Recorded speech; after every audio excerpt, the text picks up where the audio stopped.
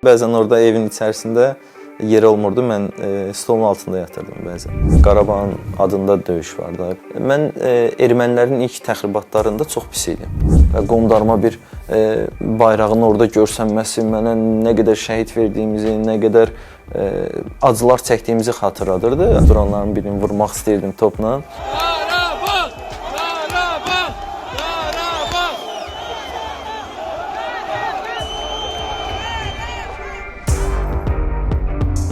Elə bir hadisələr baş verdi ki, o dönəmdə məni artıq kənara atmışdılar. Qara yox idi. Bir həftə ərzində mənə heç kim yığmadı. Onlara qarşı yalan və nadürüstlük eləməmişəm. Həmişə dürüst olmuşam onlara. Sənin boyun balacadır, səndən artıq səni istəmirəm. Son illərdə tək qaldım.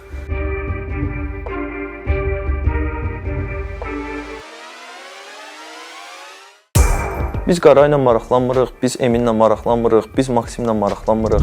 Məsələn, bugün 11 futbolçu legioner oynat və bu akademiyalar nəyə lazımdır? Qarabağın uğuru Azərbaycan futbolunun uğuru deyil.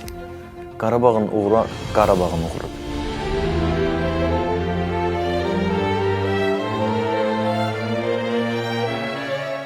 Düşünürəm ki, futbola xəyanət etməmişəm məsələn. Futbol mənim həyatımın hissəsi deyil, əsas hissəsidir. Geriyə Qara Qarayevə zərbə olacaqmı? Qara Qarayev zərbə endirir və gol!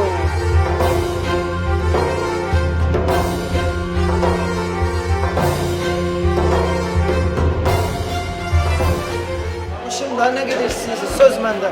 1992-ci ildə 12 oktyabrda Füzulidə, kənd Oracizdə anadan olmuşam. Biz ailədə 4 uşağıq. Düşünün ki, bir həyat yaşayırsan və müəyyən bir gündən sonra hər şeyi silirsən həyatını. Uzun zaman kənd Oraciz işğal altındaydı və nəhayət artıq geri qayıdıb mən də o qaçqın statusundan qurtulmuşam. Hamısını danışırdıq, xidmət eləyək. Hər birisi kimi olmasa da idmançı kimi çalışdıq. Qarabağa xidmət eləyək. Bizim beynəlxalq oyunlarımızda həmişə belə biraz məğlub kimi idi, amma indi biraz fərqli çıxış etməyə çalışırıq. Belə bir yerdə oynamaq, ev sahibi olmaq, nə bilim, heç düşünməmişdim, ağlıma da gəlməmişdi. Bu qədər gözəl olan bir yerin komandasının oyuncusu olun. Baxırsan hər yer gözəl.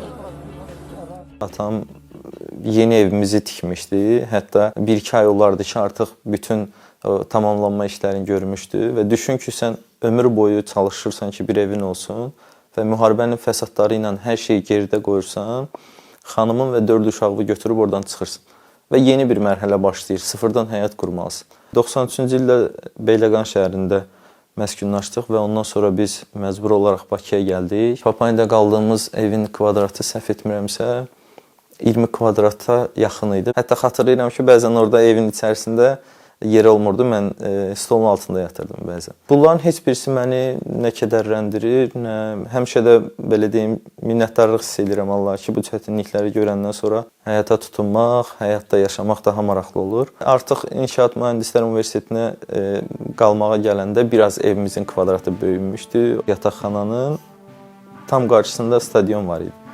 Sanki bütün hər şey birləşmişdi. Stadion var, daha yaxın qalıram. Əngəllər var idi. O zamanki sosial durum, ailənin yaşantısı və atamın da daha realist olması və məni nəsə qazanc əldə edə biləcəyim bir sahəyə yönləndirməsi mənə biraz mane olurdu. Amma buna baxmayaraq heç vaxt dayanmırdım. Bəzən elə olurdu ki, atam bu işə gedənə qədər tezdən mən artıq məşq edib gəlib yerimdə yatırdım. O məni görməsin deyə. Artıq belə məhəllədə 4-5 dənə belə sayılıb seçilən adamlarla atama psixoloji təsir eləməyə çalışırdım.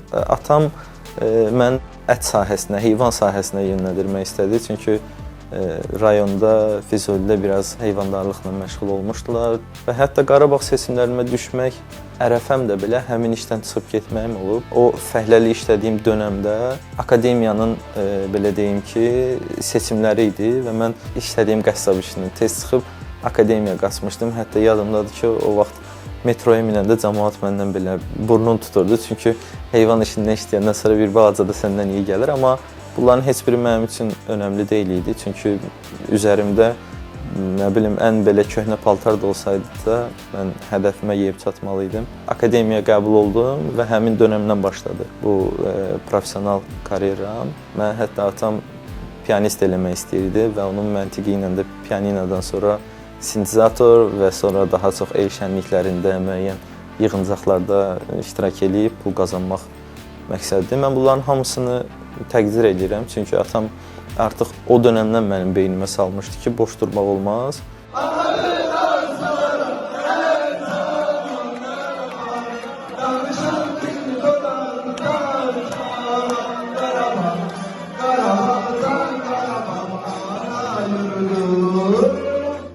Azərbaycan uşaq 17 milli komandasının kapitanı olanda atam sual elədi, sən hara getsən? Dedim, mən artıq professional məşğul oluram. O inanmadı mənə və mən onu dəvət elədim bizim oyunumuza. İlk oyunumuz Gürcüstan U17-sinə qarşı olmuşdu. O artıq dostları ilə yığışdı, gəldi oyunumuza və o oyuna baxdıqdan sonra artıq mənim belə deyim karyeramda o yol açıldı artıq. Mənim ilk müəllimim Elnur müəllim olub.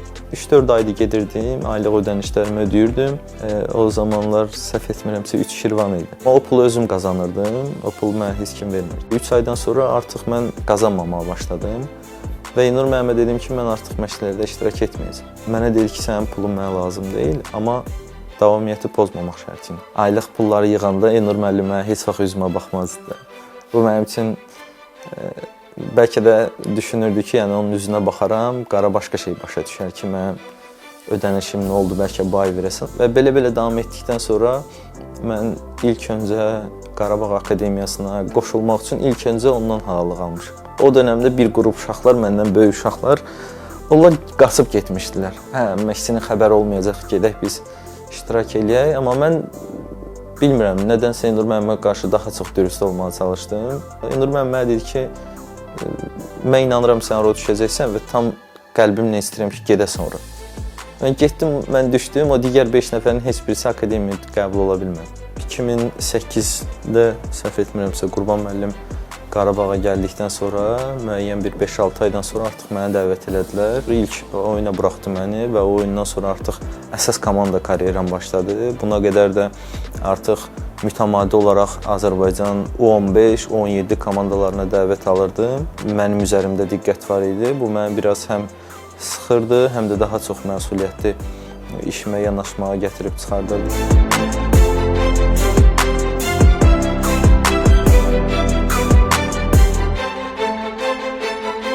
Uşaqlıqdan bəri Qarabağda oynamaq, Qarabağda uğur qazanmaq deyə bir öhdəlik görürdüm özümdə. Akademiyadakı müddəti də hesablasaq, 17 il, hardasa bəlkə də daha çox Qarabağda oynamışam. Mən həmişə müdafiə meyilli dayaq müdafiəçisi olduğum üçün daha çox hücumlarda iştirak etmirdim. Hətta bütün hər kəs hücuma qoşulduqda belə mənim tapşırığım meydan mərkəzində qalmaq idi. Ona görə mən daha çox rəqibin cərmə meydançasında oynamamışam və səhv etmirəmsə Qarabağda 5 qolum var. Geriyə Qara Qarayevə zərbə olacaqmı? Qara Qarayev zərbə endirir və gol! Qarabağın hekayəsi çox çətindir. Klubda çıxış etmiş veteran futbolçular var idi. Onlar mənə klubun müharibəyə qədər və müharibədən sonraki illərdə çox çətinliklə komandanın adını saxlaya bildiklərini deyirdi. El arasında biraz gülüşə səbəb olur, amma həqiqətən də Qarabağın yaşaması üçün bəzən piraşkilərlə klubu saxlayırdılar və hətta Allah rəhmət eləsin o vaxt Adil Nadirovun böyük bir fədakarlığı var idi. Adil müəllim bəzi özünün şəxsi və dəyərli əşyalarını satıb klubu saxlayırdı. Çünki müharibədən sonra artıq o qədər darmadağın olmuşduq ki, futbolun inkişafı, Qarabağın qalması, biz bunu sonradan dərk etdik artıq ki, Qarabağ məsələsi ilə paralel həm də klubu yaşamalıdır. Çünki biz artıq göstərməliyik, hətta bununla qürurlanırdıq ki, əgər Avropada oynadığımız oyunlarda hər hansısa bir təxribat olurdusa, deyirdik, biz burada Azərbaycan bayrağı altında Qarabağ adında oynayırıq. Bundan böyük təbliğat yoxdur. Və kimsə çıxıb iddia edirsə ki, Qarabağ, Artsaq, nə bilim, hansısa bir region bizimdir, bu artıq gülüncdür. Və 2014-cü ildə artıq biz ilk dəfə çempion olduqdan sonra, qruplara düşdükdən sonra hər şey dəyişdi tamam olaraq. Və bu da finaldir. Qarabağ çempiondur. Qanım sənsən, qanım sənsən.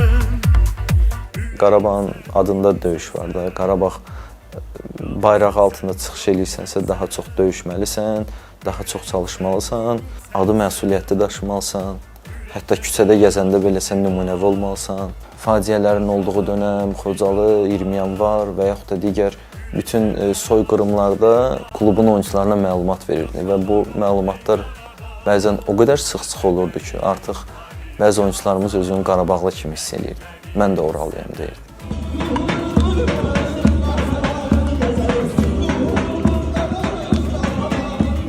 Richard Almeida. O artıq özünü bizdən biri kimi hiss edirdi. Həmişə müraciətlərində qaqa deyirdi. Ansagoli var idi.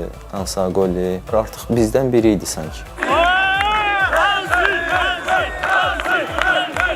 Mən ermənilərin ilk təxribatlarında çox pis idim və çox şəxsi algılayırdım və sanki orada məni belə bütün bizə qarşı ermənilərin göstərdiyi təcavüzlərin orada yenidən təkrar olması kimi hiss eləyirdim. Sanki o travma yenidən mənə qaytarırdı, mən çox pis olurdum və qondarma bir bayrağın orada görsənməsi mənə nə qədər şəhid verdiyimizi, nə qədər acılar çəkdiyimizi xatırladırdı. Ancaq bir müddətdən sonra bu məndə dəyişdi. Daha professional şəkildə yanaşmağa çalışdım. Səhv etmirəmsə, Lüksemburqda oynadığımız oyunda göstərilən bizə qarşı olan təxribat, hətta xatırlayırsınız, mən o duranların birini vurmaq istəyirdim topla.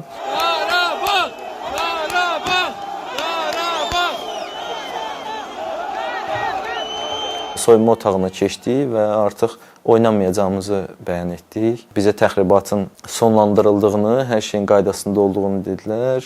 Bundan sonra biz razı olduq. Yenə də qayıtdıq meydançaya və artıq fərqli bir ab-havada qayıtmışdıq. Artıq döyüşün ən qızğın vaxtı idi. Məğlub etdik Lüksemburq komandasını.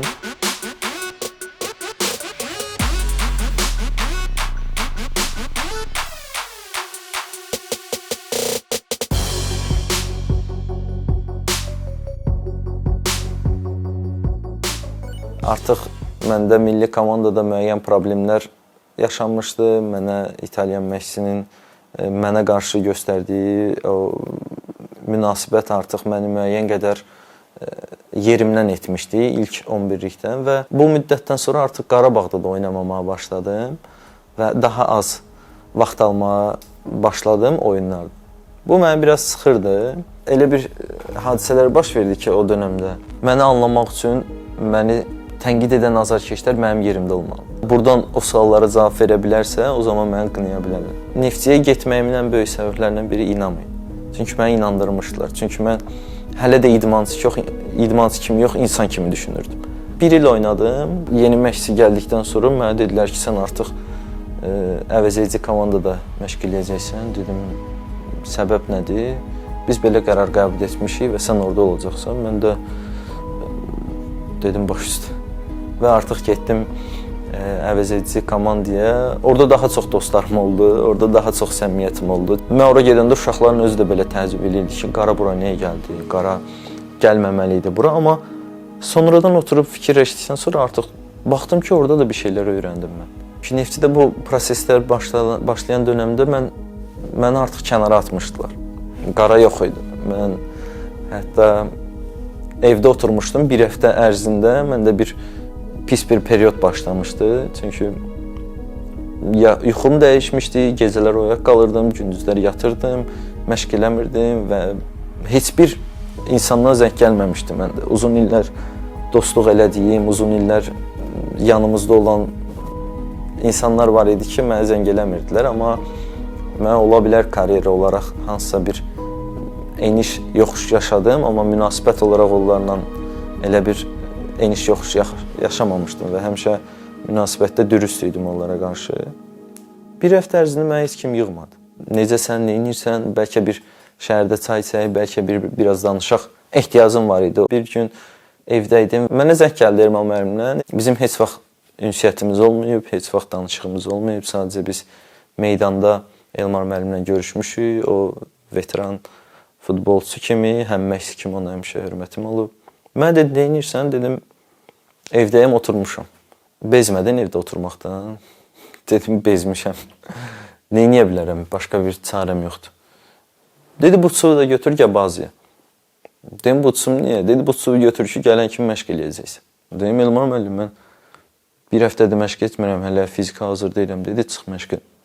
Tamam, çıxdım məşqə, sonra bir kağız gətirdilər. Heç baxmadım kağıza, imzaladım belə. 2 gündən sonra oyun. Elmar müəllim dedi ki, oyuna hazırlaşdım. Dedim, tamam da, biraz özümə forma yığım, biraz fiziki. Dedi, yox, əsas heyətdə oynayacaqsın. Elə bil, Elmar müəllim o zəngi və mənə məşqdə olan yanaşması mənə o perioddan daha tez çıxardı. Araz Naxçıvan hissəsi başladı. Komandanın elə bir tərəfləri var ki, bunu heç kim görmür, amma çox maraqlı tərəflərdir. Komandanın içindəki atmosfer fərqlidir. Və ora gəldikdən sonra artıq o ilin yekununda özümlə hesabatlaşanda, burada çətinliklərin fonunda sən nə qədər uğurlu ola bilərsən öyrəndim. Meydança amili, digər amillər. Amma hədəflərindən əl çəkmir. Hədəfimiz orada Avropaya getmək. Şükürlər olsun ki, keçən il biz Araz Naxçıvanla UEFA Konferans Liqasında çıxış etmə haqqı qazandıq və bu Araz Naxçıvan üçün, Naxçıvan cəmaatı üçün bir tarixi bir ilk idi. 4 il yarımdır ki, mən milli komandada çıxış etmirəm. 5 ilimi aldılar məndən.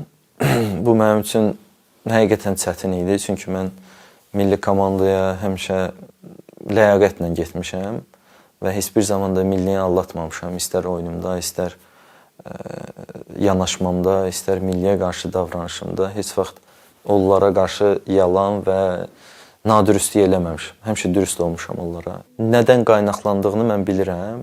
Kimlərin müdaxilə etdiyini də bilirəm. Kimlərin bu mərhələdə mənə qarşı qərəzdə olduqlarını tam olaraq bilirəm. Amma mən hamıya demək istəyirdim ki, mən o adam deyiləm. Mən sizə nə rəqabət aparan adamam, mən nə rəhbər olaraq sizə, necə deyim, rəqib olacaq bir adamam. Yox, mən sadəcə futbolçuyum. Burada ən çox mənə üzən tərəf o idi.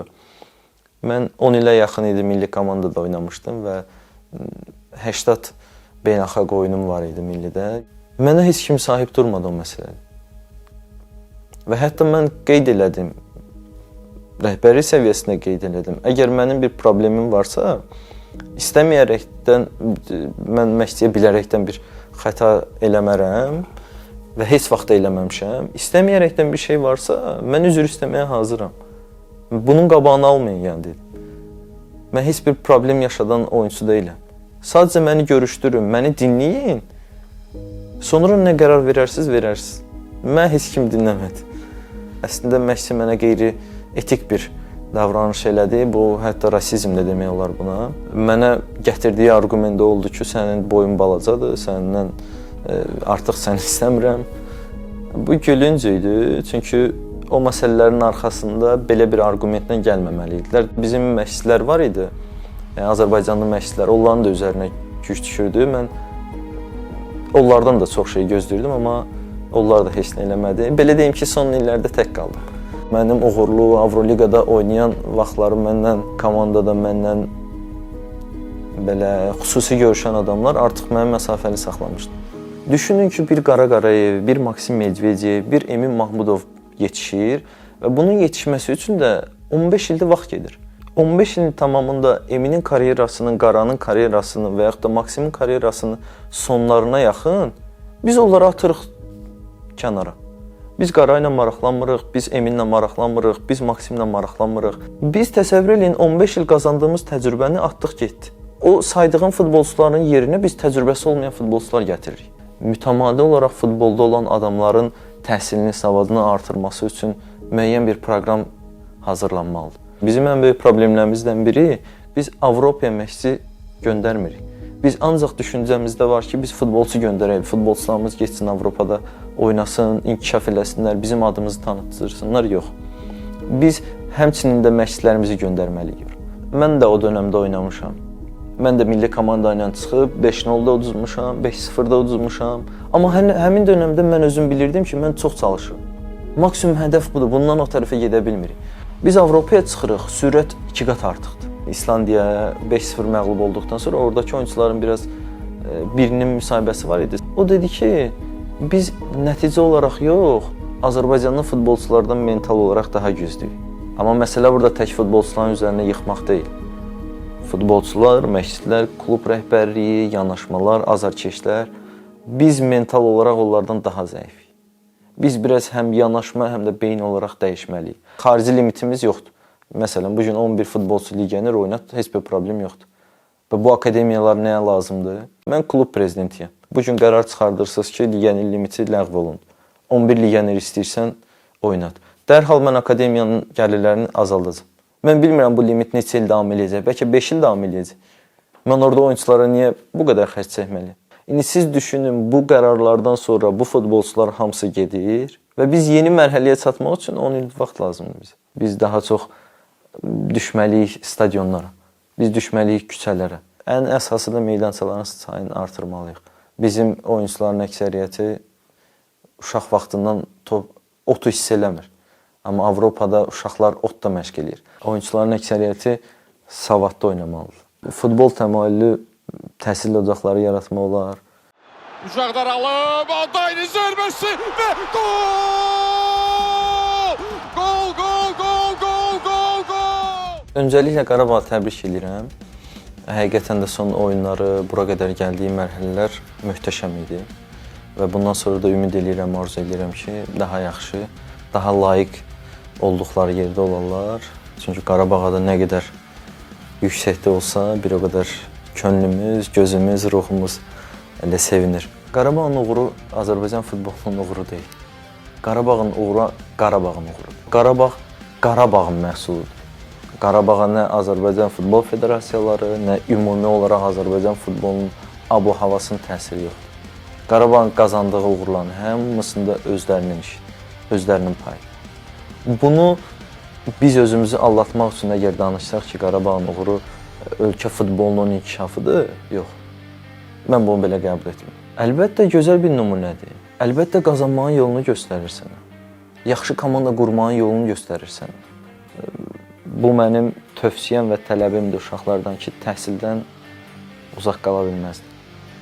İşin ciddiyyətinin fərqində olmalılar. Bəzi mən yeni olan futbolçuların məsələn işə yanaşmasının zəif, amma sosial mediaya yanaşmasını daha ciddi görmüşəm. Düşünürəm ki, futbola xəyanət etməmişəm məsələn. Mənim ümumiyyətlə keçdiyim karyera bəziləri üçün nümunədir və mənim özüm üçün də nümunədir. Bu yolda çətinliklərim olub, yaşamaq istədiyim bəzi şeylər olub ki, onları yaşamamışam, bilərəkdən yaşamamışam və sonda düşünürəm ki, mükafatım yaxşı olub. Keçdiyim karyera heç də uğursuz, heç də belə nəticə qazanmadan başa vurmuram. Oturub belə sakit düşünməyə vaxtım olacaq. Bu ilin sonunda düşünəcəm və qərarımın nə olacağını artıq davammı, tamammı buna qərar verəcəm. Futbol mənim həyatımın hissəsi deyil, əsas hissəsidir. Burada olmaq, burada düşünün ki, mənim ən rahat hiss etdiyim yer meydança. Və futbolu bitirdikdən sonra artıq ən rahat hiss elədiyin yerdə yoxsansa, ola bilər nəsə çətinlik yaratsın, amma həqiqətən bilmirəm. Futbolu bitirdikdən sonra harda olacam, necə olacam, onu bilmirəm. Belə-belə işlər.